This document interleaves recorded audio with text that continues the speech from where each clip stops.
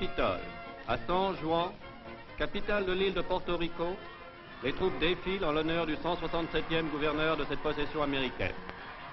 C'est la première fois que le président nomme un portoricain à ce poste.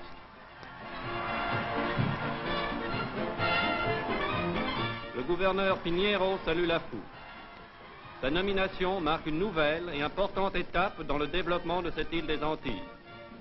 L'île de Porto Rico est située à la croisée des routes de la mer des Caraïbes, à 1000 milles des côtes américaines. Sous la domination espagnole pendant 400 ans, elle en a conservé la langue. Ponce de León fut gouverneur de cette île de 7500 km². La côte est fertile grâce aux vents alizés. Les montagnes de l'intérieur sont plus arides.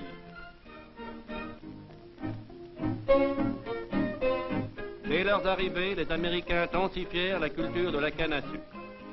Aujourd'hui, 1/5 de la population travaille dans les plantations. Mais le gouvernement de l'île a un grand programme de travaux publics que ce comité d'études est chargé de mettre en œuvre. La densité de la population est élevée, 240 habitants au kilomètre carré. Cela est une cause de pauvreté. Les logements étaient misérables et les conditions sanitaires insuffisantes.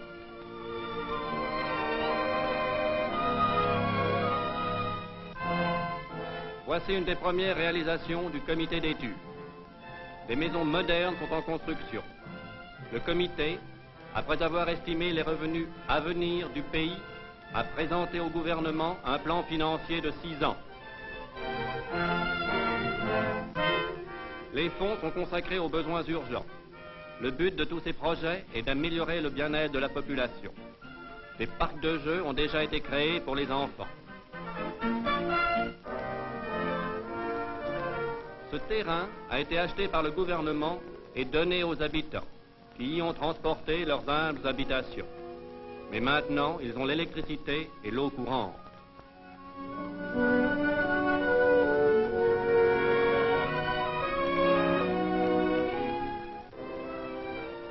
Le plan prévoit aussi la construction d'hôpitaux.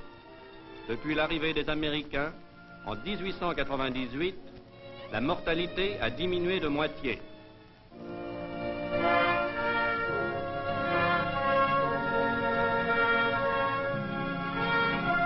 Il ne s'agit pas que de maquettes.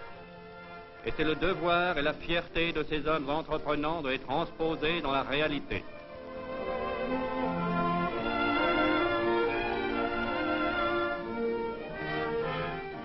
Les habitations modernes vont être construites par une entreprise privée. Mais les nouvelles constructions ne seront pas bâties au hasard et devront s'intégrer dans le plan d'urbanisme gouvernemental.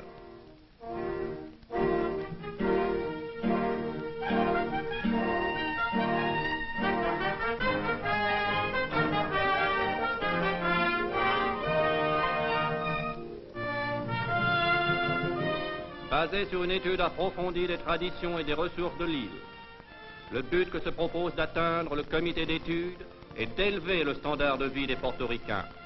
Cela nécessite un vaste plan d'ensemble, des plans non seulement pour l'habitation, pour la santé publique, mais pour tout ce qui concerne la vie quotidienne de la population. Des plans pour des écoles, pour de larges routes modernes, et pour l'alimentation en eau et l'électrification. Tous ces plans, avant de pouvoir être mis à exécution, doivent être examinés par les membres du Sénat, élus par le peuple, qui les approuveront ou les rejetteront. Voici des réalisations. Autrefois, toutes les bouteilles indispensables à l'exportation du rhum, une des grandes richesses de Porto Rico, étaient importées. Mais le sable nécessaire à la fabrication du verre étant abondant dans l'île, la Société pour le développement de l'industrie, une agence gouvernementale, a décidé la construction de cette usine. L'utilisation des ressources naturelles et de la main-d'œuvre indigène contribue à l'amélioration des conditions d'existence de tous. Cette usine, propriété du gouvernement, produit le papier nécessaire à l'emballage des bouteilles de rhum. de papier est fabriquée en utilisant les sous-produits des sucreries. Encore un exemple de l'emploi rationnel des ressources locales. Cette usine à ciment appartient au gouvernement. Il a montré la voie à l'industrie privée qui a fait construire une usine concurrente.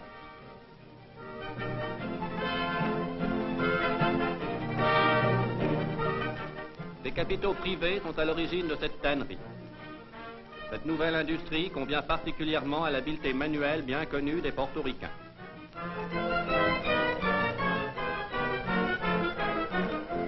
En partant de la noix de coco et du sucre, si abondant dans l'île, un grand nombre d'ouvrières sont employées à fabriquer bonbons et sucreries. La question du bétail préoccupe aussi le gouvernement, qui pense à l'améliorer par l'importation de quelques spécimens de race.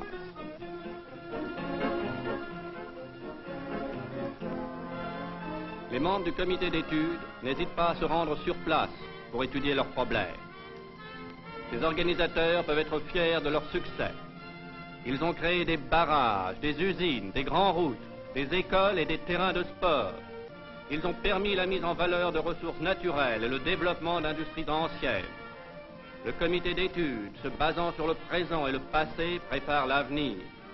Cet avenir qui verra la réalisation des espérances du peuple portoricain.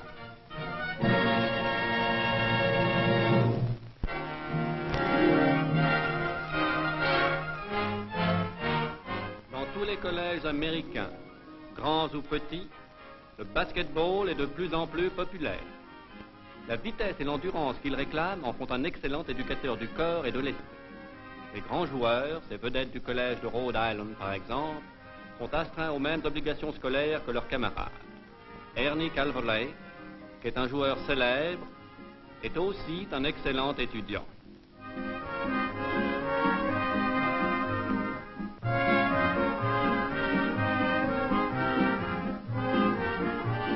Il est très important pour un athlète de savoir se détendre. Et Calverley passe ici d'agréables moments avec ses camarades. Et maintenant, voici l'équipe de Salt Lake City, qui se prépare à s'entraîner. Bien que joué de plus en plus vite, le basketball reste un jeu d'une très grande précision.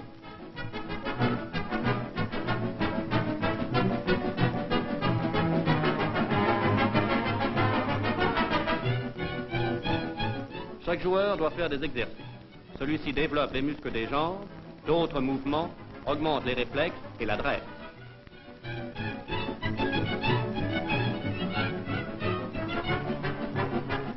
La récompense de tant d'efforts arrive lorsque l'équipe joue au Madison Square Garden de New York. Des milliers de spectateurs viennent applaudir les meilleures équipes du pays. Aujourd'hui, l'équipe de l'Utah, en blanc, rencontre les joueurs de l'Université de Brooklyn.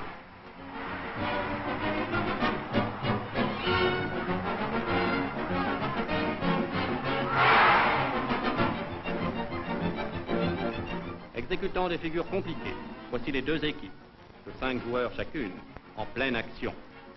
Le basketball est un des sports les plus populaires des États-Unis.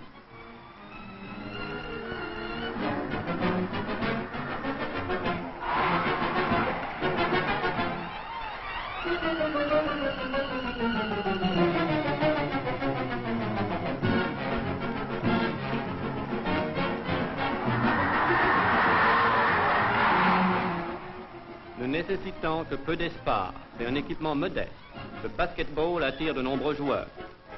Inventé par l'entraîneur d'un club de Springfield, il est joué aujourd'hui dans le monde entier. Ce sport vif et sain a un brillant avenir devant lui.